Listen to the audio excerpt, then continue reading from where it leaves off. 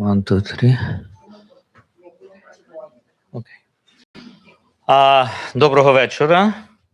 Welcome to the Shevchenko Scientific Society.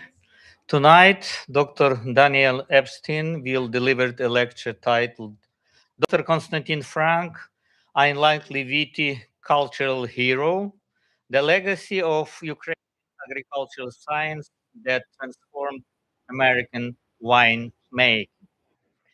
Daniel Epstein did his undergraduate degree in Slavic studies at Harvard University and later continued to receive his PhD in government, also from Harvard University. His early work focused on political parties and election in the wake of regime change in Eastern Europe and Latin America. He has taught political science at University of Rochester, Colgate University, and Texas Tech University, and also served as Fulbright Scholar in 2011. Since 2021, he has been lecturer on the government at Harvard University. His research focus has shifted to nationalism and identity in times of war. He has traveled 3 times to Ukraine since the full-scale invasion. He currently works at Harvard University's Davis Center as assistant director for Scholars Without Borders, an initiative to support scholars affected by Russia's war on Ukraine. The event will be moderated by Dr. Olena Nikolayenko, first vice president of Shevchenko Scientific Society. Our next event at the Society will take place on April 4th. For more information about upcoming events, please follow us on the Facebook, website, and Instagram. Welcome.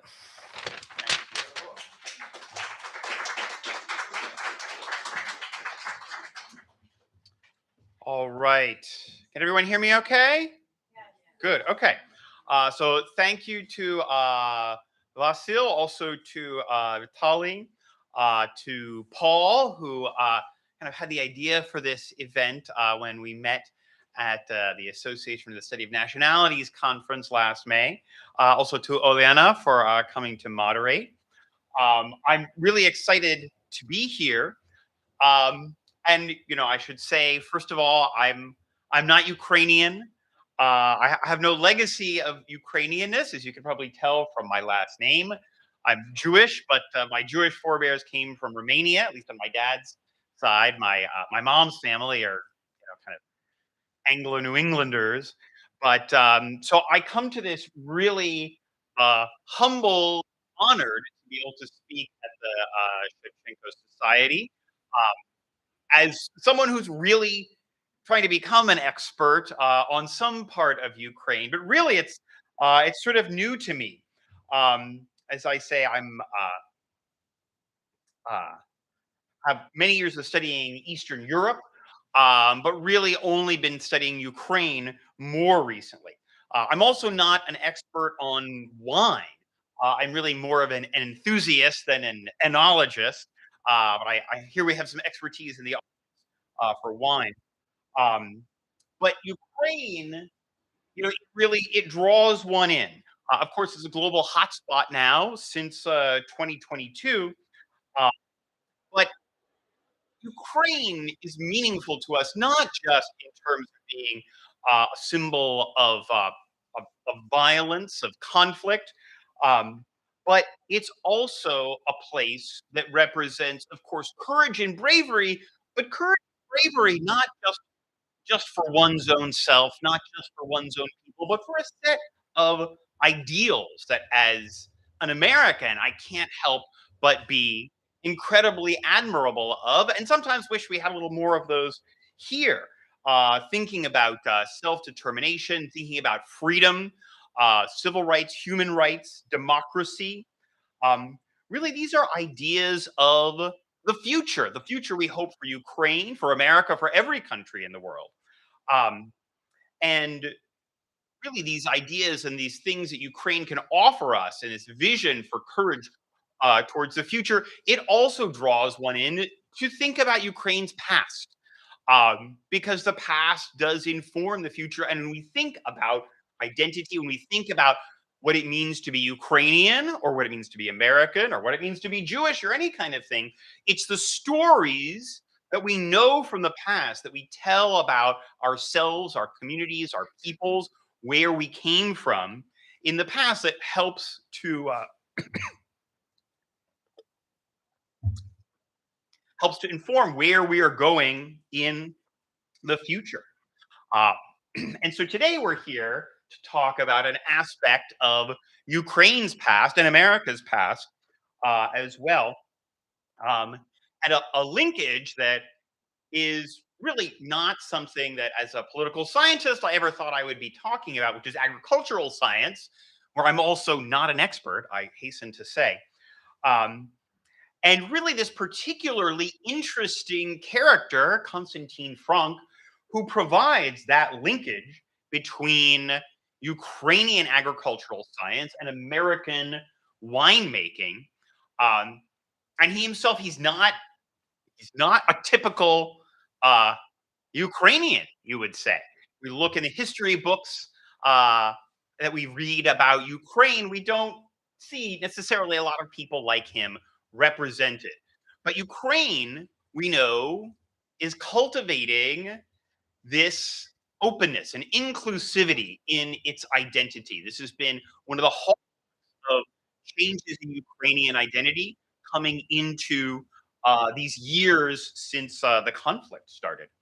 Um, and so, as we think about telling and retelling the stories of Ukrainian history, I think Konstantin Frank could be, and I have a question mark there, uh, could be someone that we should think and talk about more when we tell stories of Ukraine, how its past informs its present and its future, and its linkages with the world.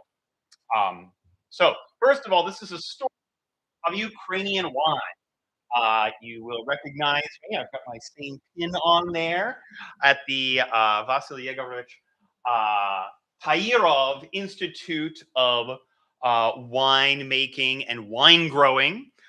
This is in Tairov, just outside of Odessa last May, where I was able to visit. It's really been a leading research center in wine for over 100 years, uh, since this fellow, Venya Tairov, founded it himself, although his name is Tairov. His birth name was actually Tairyan. He's neither ethnically Ukrainian nor ethnically Russian, but Armenian by origin. Of course, when you live in the Russian Empire, which he did, it seemed like a better idea to Slavicize his last name. And so today we have this leading institute of the Ukrainian uh, network of academies of science, um, leading in wine research, wine production, and in addition to the bottles of wine that we have from the Konstantin Frank winery, I actually brought two bottles that you can sample later from the Tairov Institute, um, that when I was back from Odessa. So Odessa, now many people who are familiar with Ukraine, Ukrainian wines, may know this very well. That of course Odessa, being on the Mediterranean or on the Black Sea, close to the Mediterranean, is a major wine region. This was really a surprise to me. You know, I have the stereotype of thinking of Crimean wines, but Odessa, as well as the Carpathians, Zakarpattia, these are different wine regions in Ukraine with different climates, different soils. Um, and Ukraine is climatologically diverse as it is ethnically diverse. And so indeed is America. So this is also a story of American wine and Canadian wine. So probably you can see this is the number of wineries in different states. You can see with, I don't know if you can tell here, California with over 6,000 wineries leads the country in the number of wineries.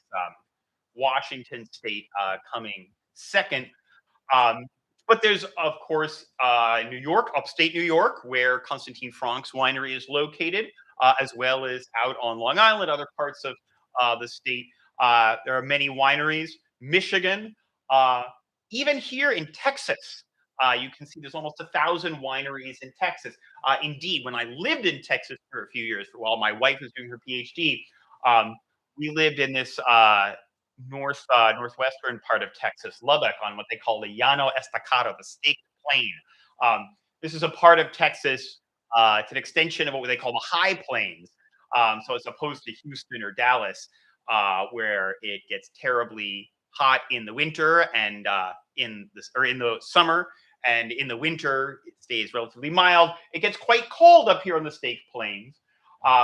And indeed, we see that while California, with kind of this ideal Mediterranean climate, leads the nation, we have lots of wineries all over America in cold climates, many of them, Pennsylvania, Ohio. And really, this is an important aspect of thinking about the connection between Ukrainian and American winemaking. Now, for a little bit of botanical science. So many people, again, are probably aware of this. But when we are drinking Cabernet, Riesling, Sauvignon Blanc, almost any of these named wine varietals, Blaufränkisch, any of them that we are drinking, if we're drinking a named varietal, this is almost every single one is exclusively made from the grapes of the Vitis vinifera grapevine. But these are not the only grapes in the world. In fact, when Europeans came to the Americas, they found all kinds of grapes and grapevines. Vitis labrusca, Vitis riparia. Those of you who are familiar with Welch's grape jelly, the Concord grape, this is riparia. So there are grapes all over North America that Europeans found when they came to America, and people realized, well, you can make wine out of these grapes too, and they started doing this in huge numbers in the 19th century and 20th century. But they noticed very quickly these wines, they are not quite the same as this European Vitis vinifera. They have that foxy flavor. This just refers to that flavor. If you ever have any sort of grape soda or grape candy, there's a kind of a distinct flavor that they're trying to reproduce. That is that foxy flavor of American grapes. It's just not very good for wine. It tastes more like grape juice. It does not have the capacity to generate the nuance of the grapes from Vitis vinifera. And so indeed, very quickly, people like Thomas Jefferson, who really wanted high quality wines in America, they decided, oh, we really need to be growing these European Vitis vinifera. We need to bring the grapes from Europe. And they began doing that. However, a problem came about. This is this unappealing little insect, phylloxera. This is a kind of a louse. It's endemic to the Americas. It lives on grapevines, and particularly the young of the louse will attack the roots of grapevines. Now, the Vitis labrusca, the Vitis riparia, the American grapevines, having grown for centuries, millennia, maybe even millions of years, we don't know, in the same environment of this phylloxera louse, many of them developed an immunity to this louse. They developed an ability to fight off the louse, or they developed strong enough root systems that the louse is unable to kill the grapevines. However, the European grapevines did not have this, and so it was very difficult for anyone to grow Vitis vinifera grapes in the United States for many years. Also, the Vitis vinifera, it's much more delicate than these hardier North American grape varieties.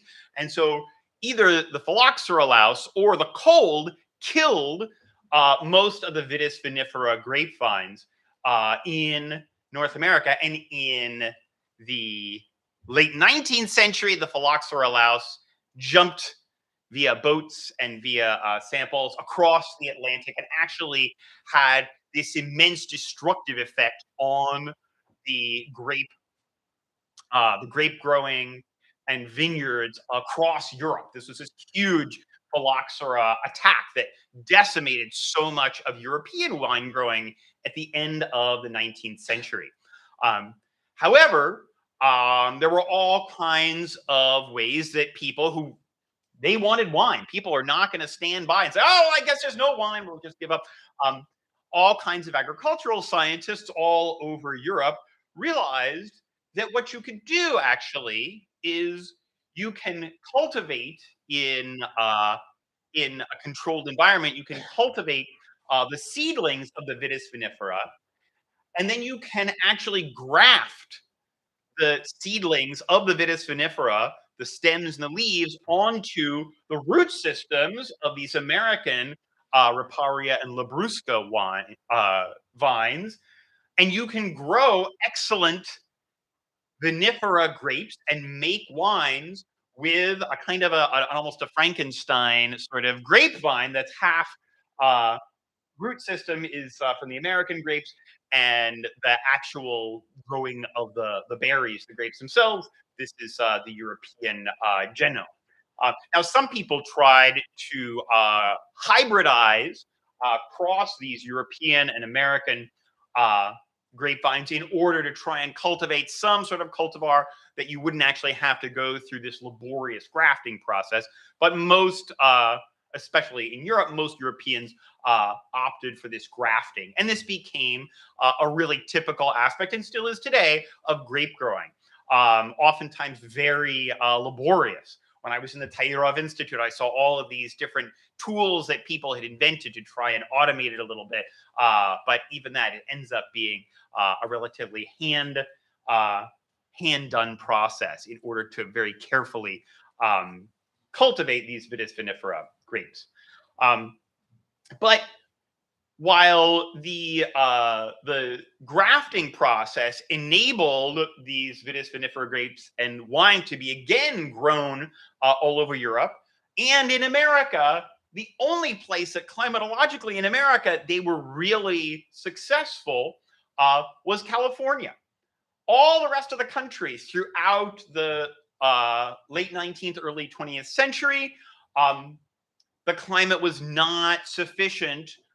It was thought to grow anything but American grapes. And so there were enormous amounts of American wine made in New York, Pennsylvania, New Jersey in the early part of the 20th century, the mid 20th century, from these foxy American grapes. Now, depending on what your goals are in drinking wine, you can meet those same goals drinking wine that tastes good or bad. And so this wine was consumed in large amounts in the United States, even though it was from these American grapes. And if you wanted a really nice wine, you would probably get a European wine or a California wine, but many people drank these wines made from these American grapes until Konstantin Frank. So this is this interesting linkage between Ukrainian wine and American, and indeed wine of New York. So Konstantin Frank, born in Odessa in 1900, he's this character who indeed he's a very, I don't know if we could say he's very Ukrainian in his story, very Odessan in his story. But Odessa, we know, is this very multi-ethnic, multicultural city and region. And Konstantin Frank, his mother was Polish from this Polish merchant family. Of course, we know at this period, Poland was part of the Russian Empire, as well as most of Ukraine in this era. His father, Damian Frank, was the great grandson of Germans who had come to Odessa from somewhere in central Germany in the very beginning of the 19th century, 1809. And so he was born into this family. He was Roman Catholic in religion. His family at home spoke German and Polish. Of course, later he learned Russian, which was the language in which he had to operate for much of his scientific life before he came to America. He learned Ukrainian. He also learned French. He went with his uncle to this wine fair that he remembers at a very young age, getting drunk at this wine fair in Strasbourg. Now, Strasbourg is in which country? Today. Today it's in France. When he was born, exactly, Alsace-Lorraine was part of the German Empire. So again, we see these sorts of connections. Borders have moved over time in people's identities and what they. But of course, at this wine fair in Alsace, it may have been part of the German Empire, but people are speaking German, people are speaking French, people are probably speaking Alsatian there. And he was from this family that had had certain privileges in the Tsarist era. These Germans who had been invited by Russian emperors to come and cultivate lands. Some people would call them colonies, although of course they were not colonies in the sense of being controlled by the home country of Germany. They were controlled by the Russian Empire. But they spoke German. They had these rights to land long before many Ukrainians did. And his father was an engineer. He worked on the Russian state railroads. Although I have to say, as we're doing this, there's a lot of the information about Konstantin Frank that we'll discuss here is it comes from stories, family stories. Is it documented? Is it shown to be true? Well, that's partly myself as an academic, as a political scientist. I'm trying to determine what is the factual sort of historical fact. But there's certainly some indication that his father worked in the Tsarist railways. However, of course, when the revolution came, the Bolshevik Revolution, there was all kinds of disorder, unrest. Families that had had bourgeois privileges like his in the Tsarist era were now put into lesser status by the new communist state that took over. We know that he did attend the Odessa Silsko-Hospodarsky Institute, OSHI, in the 1920s. And indeed, we can see in this yearbook here, this 10th Wypusk. Here's Konstantin Frank down here. This is here. It's identified as the Odessa Polytechnic by a person I should recognize, who Tom Russ, who wrote this book on which I've had to rely heavily. He wrote this book well over a decade ago, in a period when, although Konstantin Frank was not alive any longer, he was able to gather all kinds of information. I'm still just at the beginning, in many ways, of my research into Konstantin Frank, but this is not Odessa Polytechnic.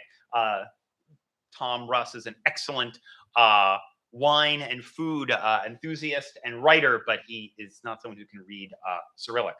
In any case, and so Konstantin Frank, he studied at OSHI, and apparently, according to family lore and stories, he received a doctorate.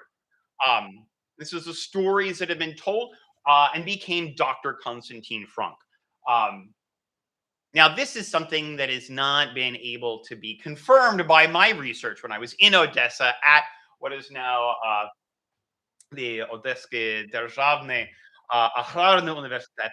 I was able to examine the records, which is actually where this picture is from when he was applying to the university. It's from the records in the bowels of this wonderful old Odessa pre-revolutionary era building. There is no record of him being granted a doctorate or even a kandidatstvo. There certainly seems to be, he certainly, though, became a researcher. And this really was his passion, was researching wine. His family had had these wineries in the outskirts of Odessa, these villages in this Großliebental area where all these German ethnic Germans had lived. Um, and he was a researcher of wine. He certainly completed his student degree. Um, Later in the 1930s and 40s, he left Odessa to work at what was then called the Vinosovkhoz imeni Lenina, which was known both before the revolution and then since Ukraine's independence as Prince Trubetskoy wineries. This is in Kherson Oblast today. And indeed, it really tragically has been almost entirely destroyed and flattened by the bombing and the violence of the current war. Um, but it was this major wine producing area on the lower Dnieper. Um, and he worked there for throughout a decade. In 1940, um, he was actually invited to the All Union for the USSR, the All Union Agricultural Exposition. Well, I'll get to the research that he developed that really is the key to what he did in America in a moment. Um, but then, of course, in 1941, we know that the Wehrmacht, the German army, invaded and came very quickly, of course, across the territories of Belarus, of Ukraine, and much of European Russia, occupying these territories, especially in Ukraine, for several years. Um, and indeed, as soon as the German army got to the Vinosovkhoz, where he was working as a researcher, we don't know if he was a junior researcher or but he was, he was working in the laboratories, working. But of course, they arrived, and Konstantin Frank, uh, speaker of German from his childhood, they arrive and they say, "Oh, you're German? We're German. Let's make you director of the Vinosovkhoz during this period of German military occupation." Um, so he's director for 2 or 3 years. And of course, um, by 1944, it's very clear what's going to happen in this war. Um, the German armies begin retreating. The Red Army is advancing.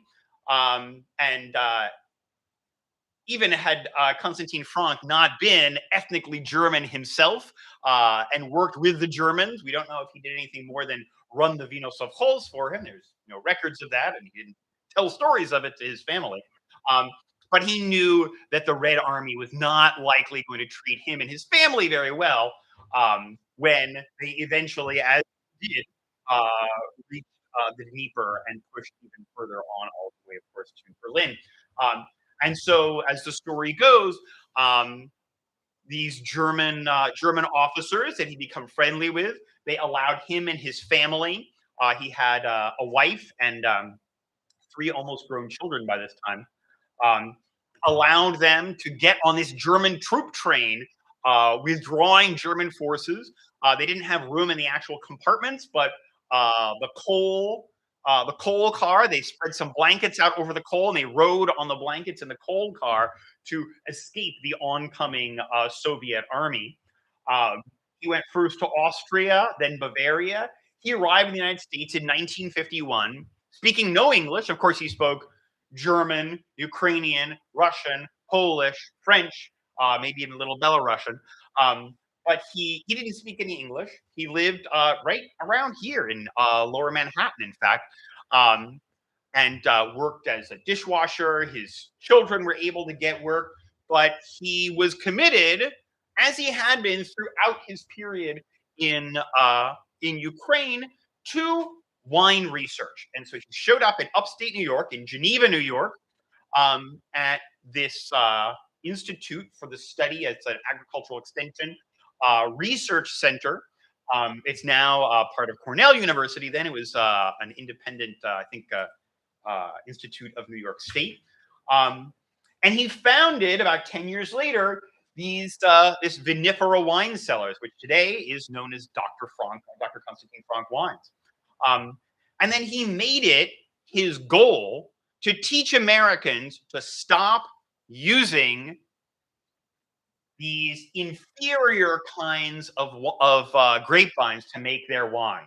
He died in 1985, but not before he had spread the knowledge of that he had developed and learned in these Ukrainian institutes, spread it to other grape growers all over upstate New York, spread it to um, places like Virginia. I don't know if anyone is familiar with Barbersville Winery. This was one of the first big successful vinifera wineries in Virginia in the 1960s and 70s. Many European wine growers coming to America. And he spread this knowledge such that today we have, as we saw, wineries all over America where people are making wine from Vitis vinifera grapes. And we can have these varietals, be they from Oregon, be they from Texas, that are made from the Vitis vinifera grape. So he studied and toiled in Ukraine. And this is really what I want to talk a little bit more about this time in Ukraine. And of course, like I said, grafting this vinifera grapes onto American grapevine rootstock. This was he learned how to do this. This was not something he invented. This had already been done for decades in Europe, and he developed expertise. But his own research was based on this need to protect vines from being killed by frost. And it's really, again, as with phylloxera, it's in the roots. This is where the cold winters that even Ukraine, even southern Ukraine, the southern reaches of the Dnieper experiences, the roots would be killed by frost. And so in order to do this, he researched different ways of trying to protect the roots. And one of the main ways he developed was a special method for being able to uncover and then recover the roots with soil. And of course, this is something that other people had realized, but his research was not about how to do it at all, but how to do it at scale. And indeed, he invented this, you can see plug zakryvato, of course, journals are written in Russian in this era, this opener closer plow. Which he was able to show you could put it behind a tractor and you could run it down the lines of grapevines. And it was able, without having to have people do this by hand, it was able to protect the roots at scale. So it became possible for it to get the economies of scale of using mechanized machinery through agricultural science to protect these roots and actually keep large numbers of grapevines alive through winters from one season to another. Indeed, this is partly technology, but it's also partly technique.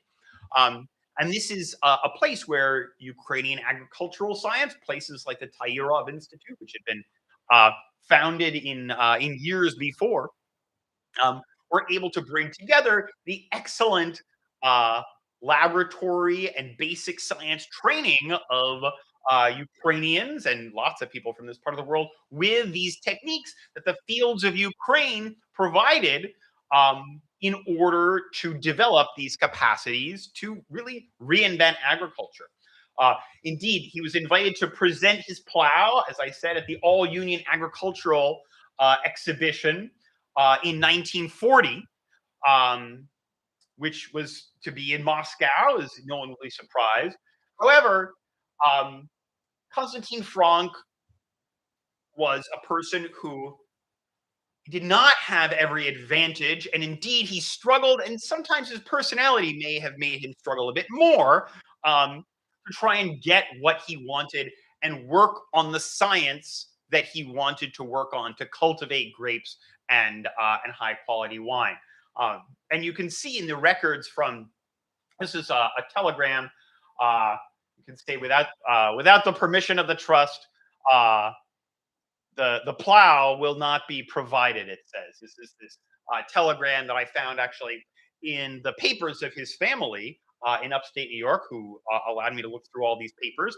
None of them can read Cyrillic or Ukrainian or Russian, and so he was unable to actually get this plow to this all-union exhibition because the Soviet bureaucracy, um, it really just made it impossible for him to do this. Was this because they knew that he was ethnically German and they were not excited about ethnic Germans being able uh, to exhibit at this? We don't really know. Was it just Soviet bureaucracy that stood in the way of so much in this era? Um, but there's all kinds of letters back and forth that I found in his records at the OSRI, the ODAU, institute, where he's arguing about his student stipend, saying, "Oh, I'm getting less than the other people because I'm German, or I need more because my family and my father." But he's always having difficulties, always having to come up against bureaucracy. Uh, as we said, in 1942, he gets this promotion. The Germans arrive, and all of a sudden, he's promoted to be the director of this farm. And indeed, we can see here is this the nice little swastika down here, of course. Um, this order, this is also in the papers of the Frank farm up in upstate New York. This order from whoever is the general commissar of the Nikolaev, as they call it, Nikolaevsk military district, um, determining that Volksdeutsch, ethnic German in the German, um, uh, Weinbaufachmann, winemaker, uh, Frank should be the director of the Vino Sovkhoz, and determining that he should have a free place to live for his family as well as this salary. Um, so he takes what opportunities he can in order to continue his scientific work. Of course, no one wants to have a document with your name on it and a swastika on it, but this is the world in which Konstantin Frank lived and had to make it through as best he could. So this brings us then to thinking about Konstantin Frank and his identity. And this idea of what it means to be, what does it mean to be Ukrainian? What does it mean to be German or American? Certainly, as I was growing up, the idea that you had to have the right blood to be American, the idea that you had to be of the right religion. This is something that growing up in the late 20th century was as far from the idea of what it meant to be American as we could imagine. Today, things are not quite the same. And these ideas that certain people have the wrong blood or the wrong religion to be American, these ascriptive characteristics of ethnic identity, these are coming back in America in certain regions. But America, for when I grew up, and really many people would say since its founding, has had an alternative idea of identity, this idea of civic identity. And if you have allegiance to America, if you believe the ideals and the values of America, this is what makes you American. It allows for agency. It allows for you to choose to be American. You're not bound by who your parents were, that you have no control over what blood is in your veins when you were born. And indeed, this idea of ethnic identity is often in political science and other disciplines seen as a kind of a bad approach to nationality. It's problematic. It's the kinds of things, the kind of thing that leads to genocides like of Jews in Europe, genocides like we saw in Yugoslavia, in the Yugoslav wars of the 1990s, genocides all over the place when no one has control over their identity. This can lead to bad things. It can lead to societies where one ethnic group is on top and others are on the bottom. Or it can lead to societies where you have these multiple hierarchies and they clash, leading to violence. Civic identity is also associated with liberal democracy. This is the idea that if you believe and if you give your allegiance, then you can be a member of the polity. And indeed, Ukraine has become a leader in its region in promoting civic identity. You don't have to have the right blood. You don't have to be born to the right parents to be Ukrainian. You can be Crimean Tatar and be Ukrainian. You can be Jewish and be Ukrainian. Now, a question of whether you can be Russian and Ukrainian is one I'm not going to wade into here. In fact, part of the reason that I'm interested in Konstantin Frank is that the question of civic identity in Ukraine, which is what Ukraine has been pushing for, when we think about that in the context of Russian language, Russian nationality as it was written on people's passports in the Soviet era, this just makes it all too fraught to think about Russian and Ukraine. But Ukraine is not a country of ethnic Ukrainians and ethnic Russians exclusively. There are lots of other nationalities, especially in the Odessa region, where you had Greeks, Bulgarians, Italians, as we said, Tatars, and Jews as well, all kinds of people. And indeed, when we think back to Ukraine's roots historically, we think back to the Cossacks. What blood did you have to be a Cossack? There was no determining by blood. If you were part of a Cossack regiment or a Cossack Sich and you participated, you voted, these early democratic origins in Ukraine of Cossack democratic electing their leaders, people couldn't be excluded or included. You're included or excluded based on your participation. And this is civic identity.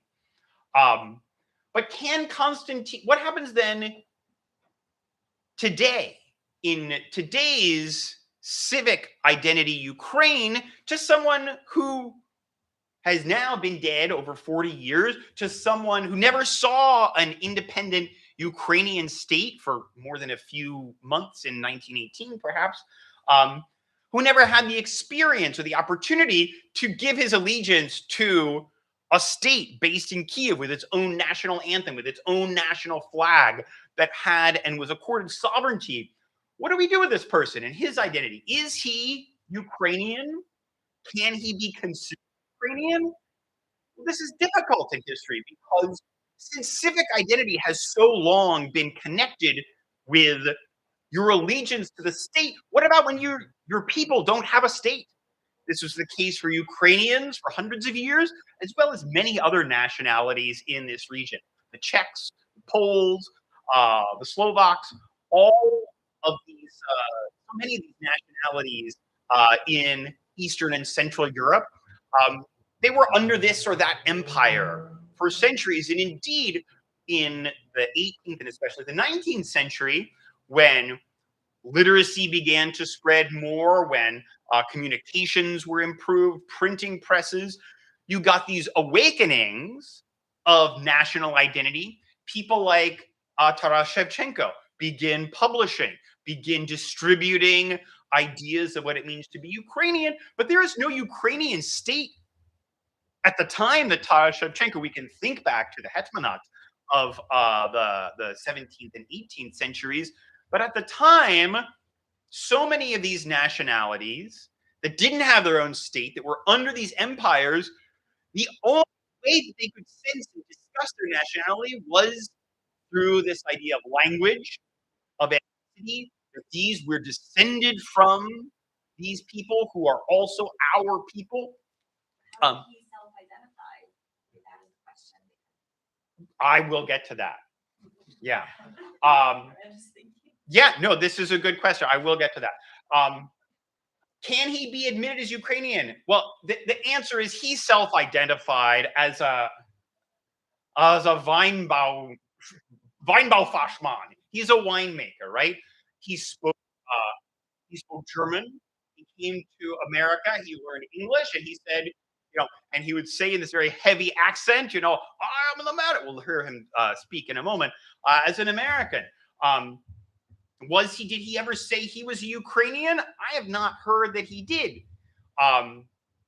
Not many people in Odessa, in particular, were probably saying that in the very beginning of the 20th century. People in places like Zakarpattia may have been. But this guy is not sitting there reading Taras Shevchenko. He's sitting there reading scientific journals about what temperatures grapevine roots have to be.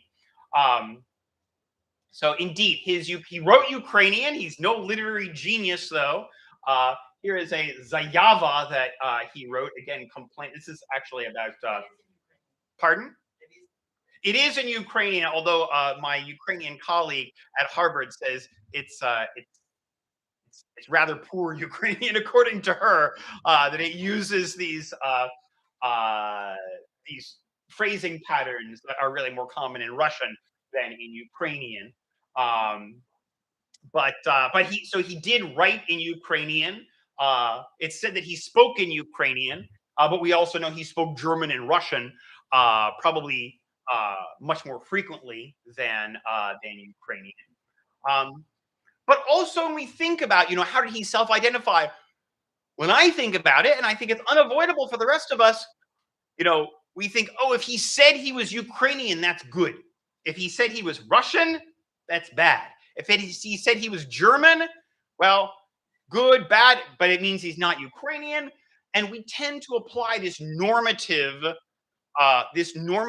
historical lens to what was going on in a period when, like we said, borders, armies, there's all kinds of violence, people being killed. Should you say you're Ukrainian to some Soviet bureaucrats who are determining whether you can be admitted to university or not? What's a good idea? And he said, in fact, when they asked him what nationality he was, what was written in his passport, the Piatый Punkt, the fifth point, of course, it was German was written. This is what the Soviet authorities would have determined. Frank, your name is Frank. Your parents were, your father was Damian. His mother was Polish, but he's designated German.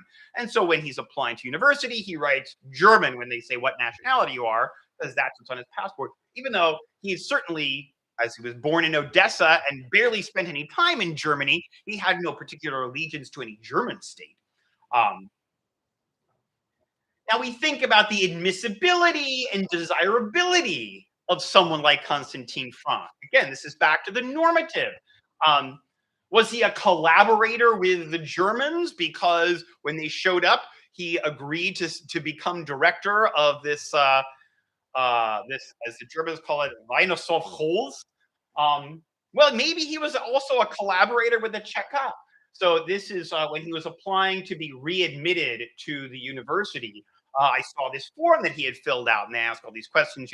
What is your class background status? What political party are you affiliated with? And he did say he was Bezpartiyny in Russian. He wrote, what sort of good social work have you done for the proletariat? All these kinds of questions to determine if they would let him in for the university. And of course, they asked him if he had been in the Red Army. This was the 1920s. He was of the age. He certainly could have served alongside the Bolshevik forces in the Red Army.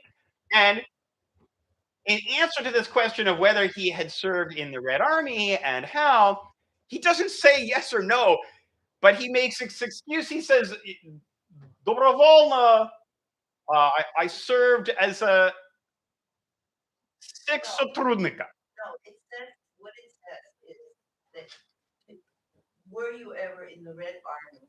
And if so, were you there volunteer or were you drafted? Right.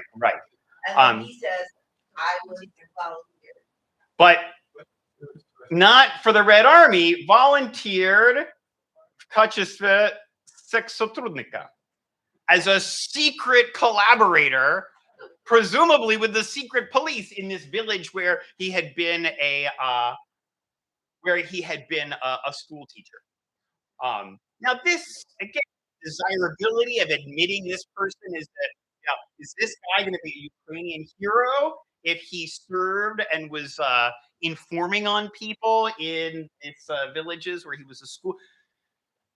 maybe not very desirable. But then we also have to ask the question, did he really do this?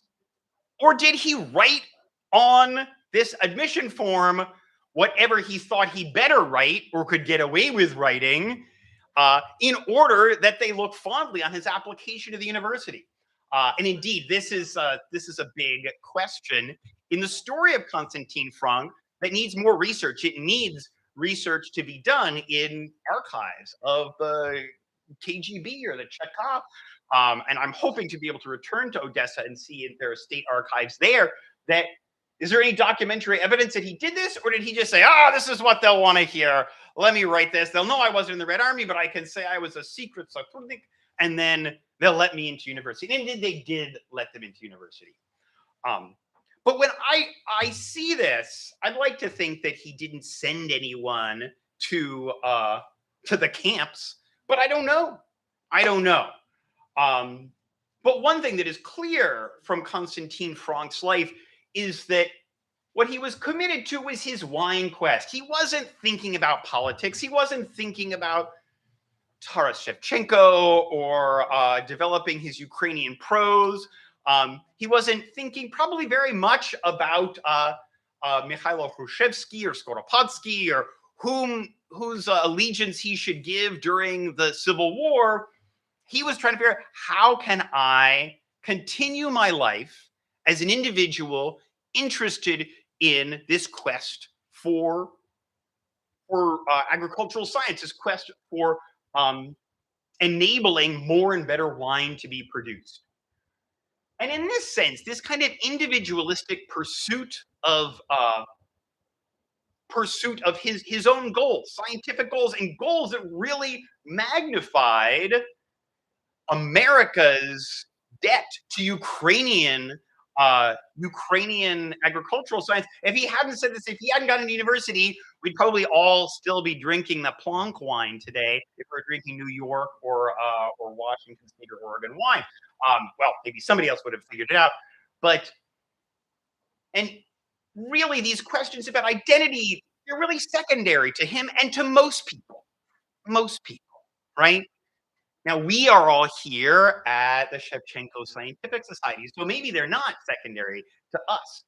But as someone who practiced excellence in science, I think he could be celebrated as a Ukrainian agricultural scientific hero. But this brings us to the question then of national identity and national history. We've seen in America, we've seen in Ukraine, this idea of cancel culture. What history do we have that we want to talk about? What history do we have that we don't want to talk about, right? In the United States, we look at our money. We see almost invariably some dead white men who almost all have English or in some cases Dutch last names represented. Some people are trying to get Harriet Tubman put on the $20 bill. Someone thought, this is a very usable aspect of American history to show that America is for people beyond just white men of a Northwestern European extraction. But then we have debates, we have conflicts, right? This is in Odessa, where the now former mayor of Odessa was quoted as complaining about these desires to rename different things in Odessa. When I was there, I saw what I felt quite justly, no more Catherine II statue. But I did see Isaac Babel is still there. Isaac Babel, the foremost Jewish writer of Odessa, maybe even of the entire region in that era. And his statue is still there. A street named after Babel has been renamed. Babel, as many of us well know, he was in the Red Army. He rode with the Red Cavalry. He wasn't a sixth Sotrudnik. He was right there in the Bolshevik armies. But former Odessa mayor Trukhanov was quoted as saying, based on the logic of the decolonizers, he said, we should abandon everything that made Odessa world known. Now, Konstantin Frank from Odessa, I don't think people really know him across the world, but we have to ask the question, does every character that is in the story we tell ourselves about our country, whether it's a country like America or a country like Ukraine, does everybody have to pass a certain test? And I don't say the answer should be no, but it's a matter of debate. And ultimately, when it comes to Konstantin Frank, it's up to Ukrainians to decide. Українець, який зробив справжню революцію в американському виноробстві. Доктор Константин Франк. Штат Нью-Йорк. До кордону з Канадою якихось кілька десятків кілометрів. Клімат настільки суворий, що нікому і на думку не спаде вирощувати тут виноград. Хіба лише типові американські сорти. Вони стійкі до морозу, але ж абсолютно не годяться до виробництва вина. Надто сухі та кислі. Здавалося, сонячна Каліфорнія назавжди залишиться виноробним монополістом. Так би й було, якби не одесит Константин Франк. Утікаючи від Другої світової війни, він з сім'єю перебирається спочатку до Європи, а вже звідти на східне побережжя США. Аби заробити хоч трохи грошей, влаштовується мити посуд у нью-йоркському кафе. Його хіба лише типові американські сорти. Вони стійкі до морозу, але ж абсолютно не годяться до виробництва вина. Надто сухі та кислі. Здавалося, сонячна Каліфорнія назавжди залишиться виноробним монополістом. Так би й було, якби не одесит Константин Франк. Утікаючи від Другої світової війни, він з сім'єю перебирається спочатку до Європи, а вже звідти на східне побережжя США. Аби заробити хоч трохи грошей, влаштовується мити посуд у нью-йоркському кафе. Його співробітники й не здогадувалися, що перед ними доктор наук із виноградарства, який ще донедавна відповідав за сади в Грузії та навіть схилах Дніпра. Цілком випадково темою його дисертації були методи вирощування винограду в холодному кліматі. Звісно, до нього скоро дійшли чутки про невдалі спроби тутешніх виноробів. Минуло 5 років, доки одесит наважився запевнити їх, що тут запросто можуть рости сорти Піно Нуар, Бордо чи Ріслінг. Його висміяли, мовляв, хто ти такий? Ми вже сотню років експериментуємо і намарно. Він натомість різко відповів: я приїхав з країни, де якщо взимку плюнути, на землю падає лід. Серед когорти скептиків знайшовся лише один, який повірив українцю. У 57-му році вони починають експерименти і на подив усім збирають урожай Ріслінга і Шардоне. Окрилений успіхом, Константин Франк уже 1962-го купує землю та відкриває власне виробництво. Секретів не мав. Для того, аби тут прийнялися вишукані європейські сорти, треба було вдосконалити корневище виноградної лози, а саме взяти коріння американських сортів і прищепити до них європейські саджанці. А інший секрет полягав в унікальному мікрокліматі біля озер льодовикового походження. Вони надзвичайно глибокі, тож не дозволяють землі промерзнути. До того ж, їхні плесо віддзеркалює сонячні промені, а це пом'якшує клімат. До роботи взялася і дружина Євгенія, і 3 дітей. Сім'я вигадувала нові сорти вина, а довкола озер з кожним кроком ставало все більше виноградників. Ось на цьому фото 3 покоління – батько, син та внук Віллі. Останній зараз і перейняв сімейну справу.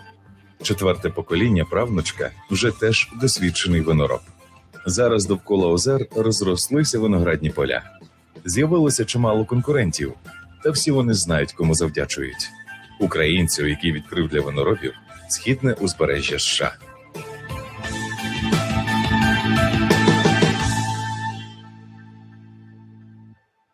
Kava Jockey. So I guess Kava Jockey was the sponsor of this Zrobleno в Ukraini. This recording was made sometime in the last 10 or 12 years by people from Kanal 24. I haven't figured out who these people are who made it. I have this recording because the great niece of Konstantin Frank, who another branch of the family that stayed in Odessa. I met with her and her son when I was in Odessa, and she said, "Oh yeah, we found this thing that they made about my great uncle." And all of the footage that's used is taken from the website of the Dr. Konstantin Frank winery, without asking any permission, because why should we waste our time with such bureaucratic things like this? to make this this little short that was shown on Ukrainian TV. I don't know how many times, if it appeared once or if it was shown over and over in between programs or something like that. But this is really, I am never going to be, and even all of us in this room are never going to be able to answer the question, is Konstantin Frank Ukrainian? We can each say what we think he should be or shouldn't be, but ultimately the way that stories of national identity are told and developed, they're told, retold, they're reproduced over time. And if people across Ukraine saw that and thought, oh yeah, and they didn't hear the stories of his commission with the swastika on it, or what he was written about him in this, what he wrote about himself about serving as a sexual tuning. He may become accepted by Ukrainians. It's not anything that any one of us can decide, because these stories are told and retold in order to build up the national story of what is a usable history to make a sense of what is Ukraine today. Is it admitting people who have these other ethnic backgrounds? Can Isaac Babel be Ukrainian? Can Jews and Crimean Tatars and ethnic Germans be Ukrainian? Are there Ukrainians who served? They may have ethnic Ukrainian blood, but they may be sexotrudnik. Maybe they were even premier of the USSR, like Nikita Khrushchev. Are they Ukrainians or not? Are they people who we exclude, or we just argue up and down? We'll get to questions in a moment. I've gone on longer, but really, this is the time to open. I just want to say, thank you to everyone. A special series of thank yous to Fred and Megan Frank of Dr. Frank Wines in Hansport, New York, who allowed me to go and look through all of their files. And they've also supplied the wine for this evening. Thank you also to Dr. Andrei Mayev and Irina Ishchenko of the Odessa State Agricultural University, who helped me to access the records there, and still can't find any record of him having gotten defended a kandidatstvo or doktorstvo, although we did find his academic article from 1940 that was published in the Scientific Journal. Thank you to Dr. Nina Mulyukina and others from the Veya Tairov Institute of Viticulture and Winemaking in Tairov. For any of those who are going to be going to Odessa, hopefully when the war is done, but maybe even before, there's really some excellent wine there that you'll taste a couple bottles of tonight that I brought back, and I've brought in addition to the wines from Dr. Frank. And thank you also to who's now known as Jean Tom Russ, the author of the only book written about Konstantin Frank, and I'm hoping to maybe be the second one, and on whose work I have leaned a lot. And also thank you to the Davis Center for helping make this research possible, many of my travels. And thank you to all of you for coming tonight. So with that, I'll conclude, and I guess we will have some questions and answers. So thank you so much.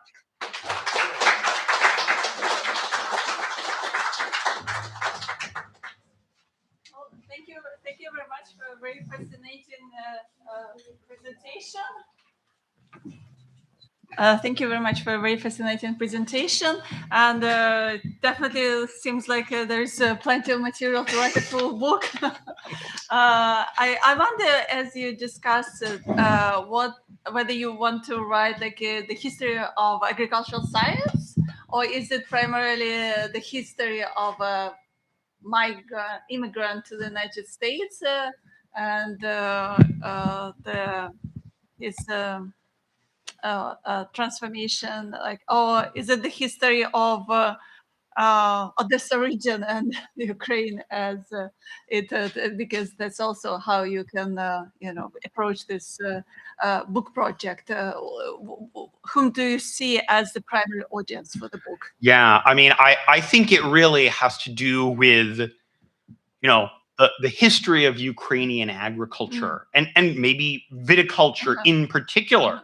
I think viticulture of wine is maybe a little more interesting even than agriculture generally, although, of course, Ukrainian agriculture and agricultural science is so strong.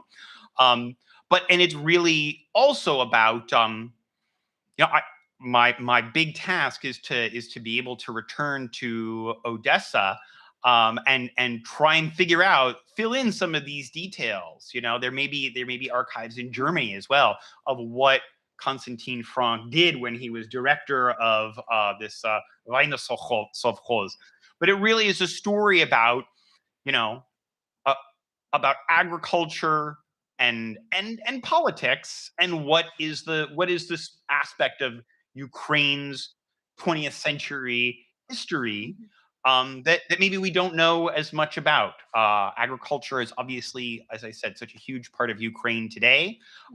When I was in Tairov, I had to stop. I had to walk to the institute from this bus stop, and there was I had to wait for a train. I saw this train, and it was so heartening to see, carrying loads and loads of Ukrainian grain to the port, I believe, of Chornomorsk. And later, when I was standing on Langeron Beach, seeing these big freighters carrying Ukrainian grain out to the grain markets of the world, in spite of, you know, the Russian Navy, which has been beaten back to Novorossiysk these days.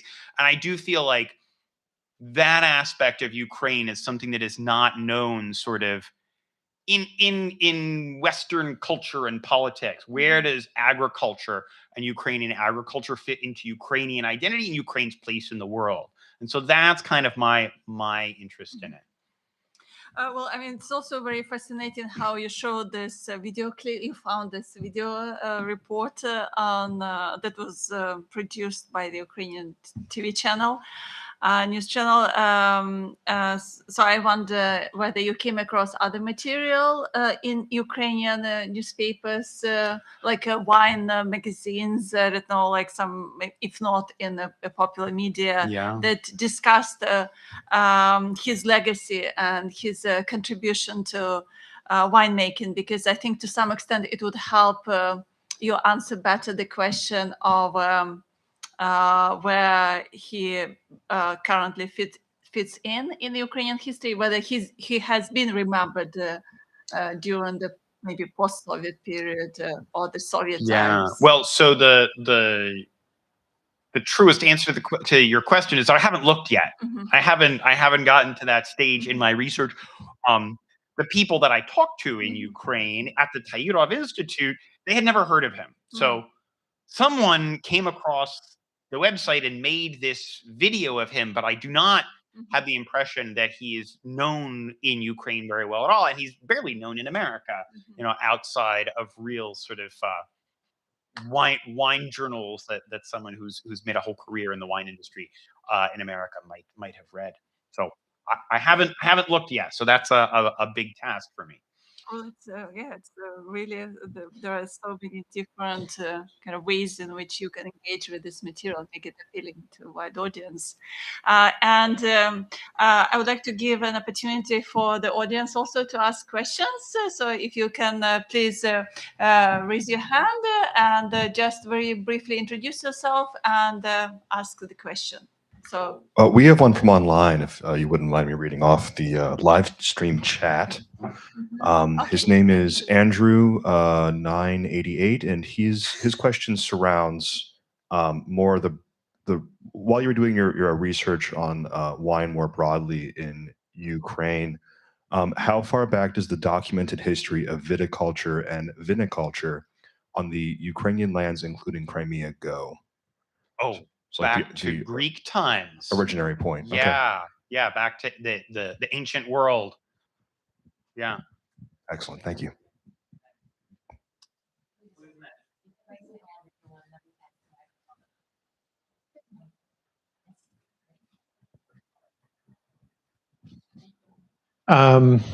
I'd be curious, is it known what he was up to between August 44 and May of 45, given that he apparently went to Austria and Bavaria?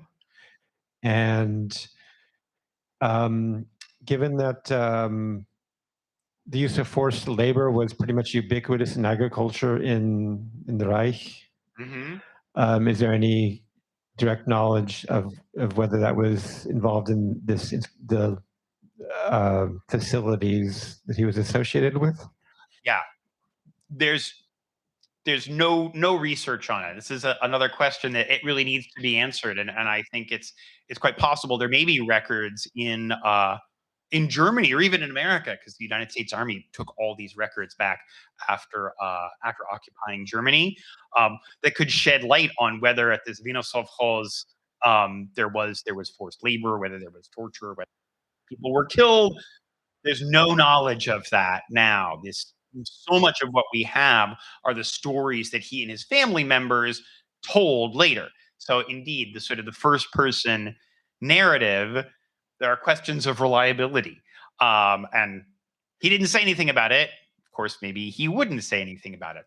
In terms of what he was up to after he left on this German troop train, accounts are that he and his family were in like a displaced persons refugee camp in Austria, and then went to Bavaria after 1945 at some point. But these are stories, and I haven't gotten the chance to look for documents that would actually document what he was exactly up to.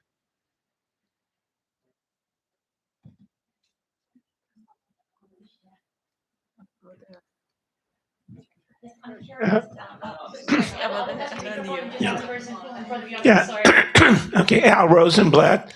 I missed the first 15 minutes of your talk, but I'm wondering if I noticed in Canada, near Toronto, there's the wineries there, and I noticed that they have artificial ways of climate control. In other words, they have these smoke things that create a cloud, and they make the temperature higher in wintertime. I'm wondering if that is also used in Ukraine. I don't think so, and I'm pretty sure it's not used in upstate New York at the Dr. Frank winery or other wineries up there. Most of those are smaller scale wineries, and as a result, I think they really use more traditional methods, which include this kind of humping up of soil. But so I don't think those are used in upstate New York. I couldn't say in Ukraine, but I would tend to doubt it. Thank you. I'm sorry. I was just curious whether Konstantin Frank had any family backgrounds dating back to perhaps Germany with winemaking, because I recall you mentioned that his father was an engineer, was it? Yeah, his father worked on the railroads. Apparently, his uncle had a vineyard not in Germany, but in the Odessa region, this Großliebenthal, with this area where all these so it was very Germans. Localized. So they were influenced by their Ukrainian lands. Yeah, and whether the 4 generations back when they originally, his forebears originally came from Germany, I don't know. That I'm unaware of. It'd be really interesting. So he didn't follow the footsteps of his father. Right. He continued something that he was interested in that was local. Yeah, exactly.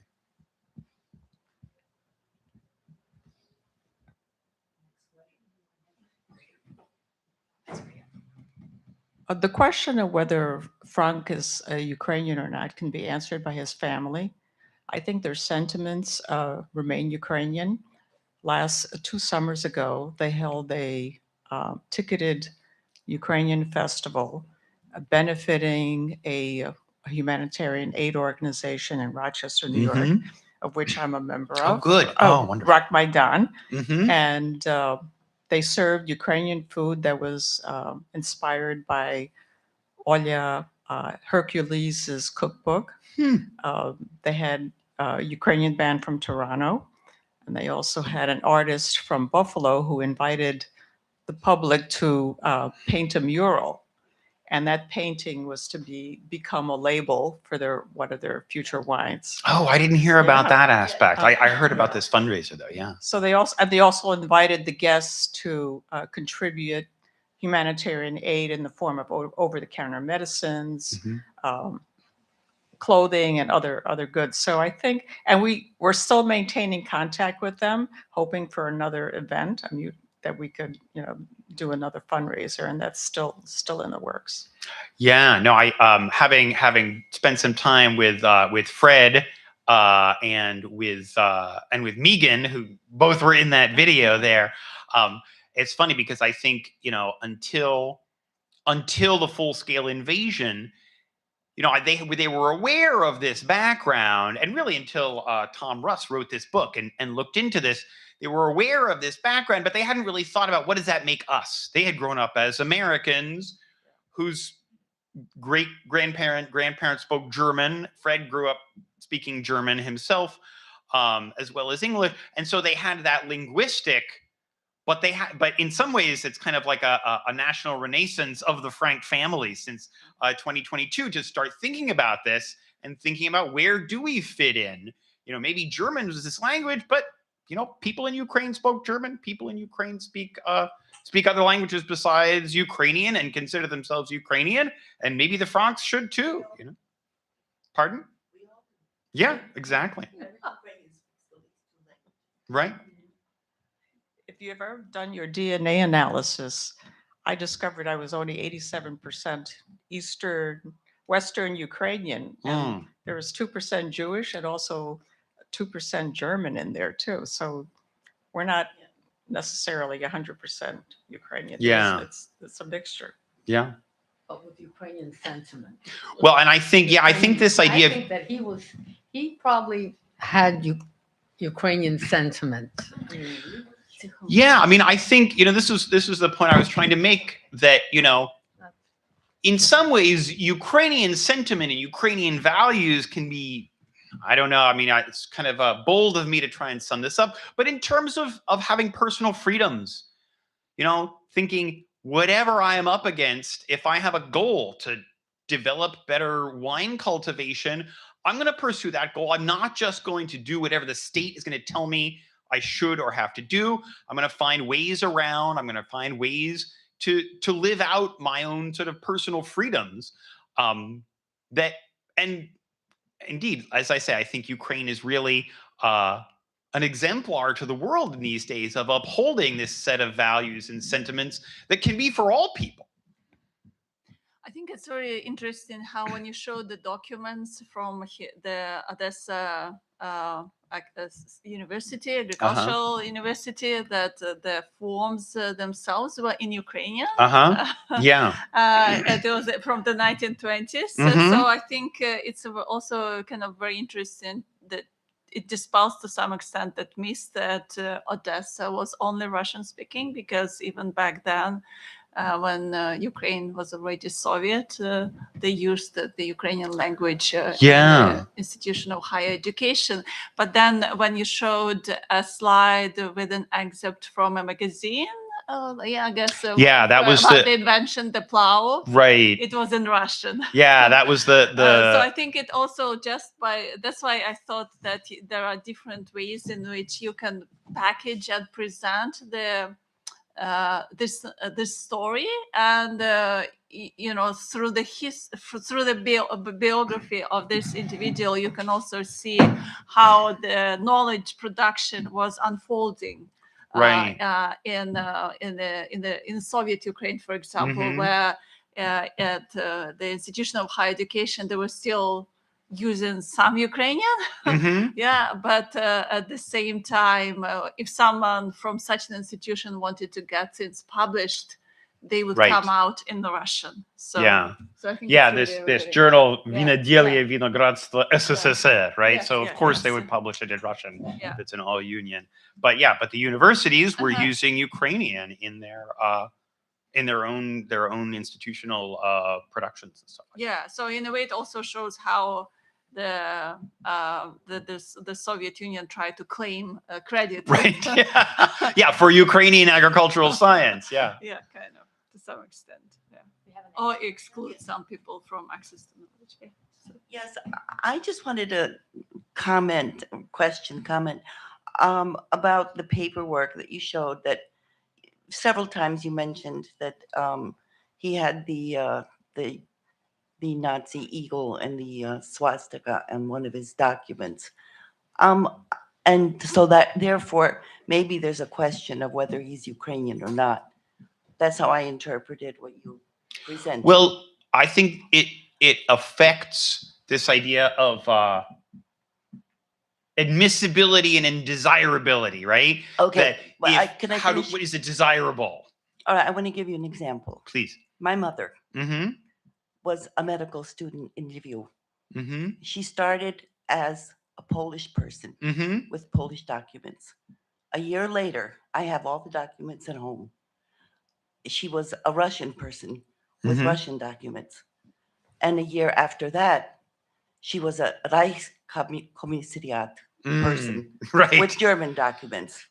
And finally, in 1944, when the Russians were attacking and the Germans were leaving, my mother was on one of the last trains that went to Germany. And she finished her medical school in Germany.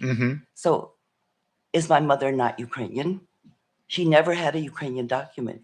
Yeah, I think that's a very astute question. And she probably never lived in a time when there was a Ukrainian state whose national anthem she could sing, or a Oh, okay. Well, but there wasn't a Ukrainian state, that could be sort of the test case for, will you salute the national flag? Will you say the Pledge of Allegiance to this country? If there is no actual state. Right. Right. That's good. And we knew our prayers. Do you have any other questions? I just have a comment. I am a wine expert, just for the record, and so just a couple things. Yeah, I'm one of the few women master sommeliers in the world. There's 36 of us. Wow.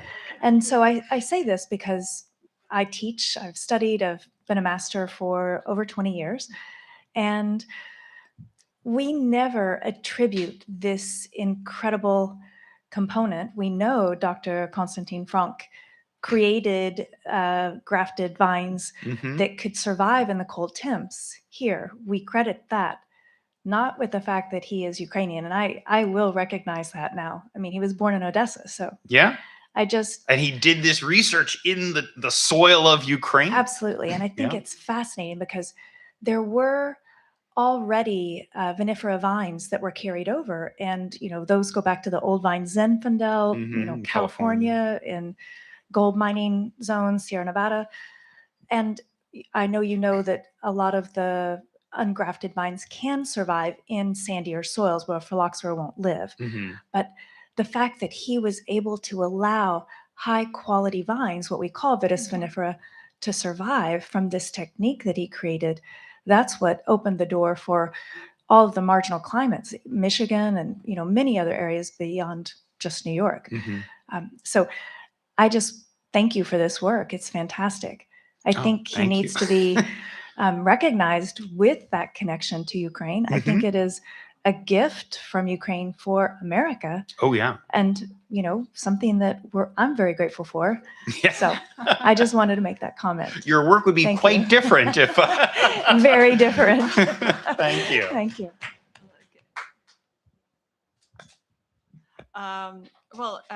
Maybe if there is one more question, we can take it. There's also wine waiting upstairs, too. If not, then maybe we can all thank the speaker and for his very fascinating, amazing work that he's doing, putting the spotlight on a really remarkable individual who have contributed so greatly to the winemaking in the United States. Please also join us upstairs for some wine tasting. And I'm also very thankful to the Dr. Frank Winery for sending us some extra wine. Yeah. So please join everyone upstairs and appreciate the wine that was made at that winery. Thank you. Thank you.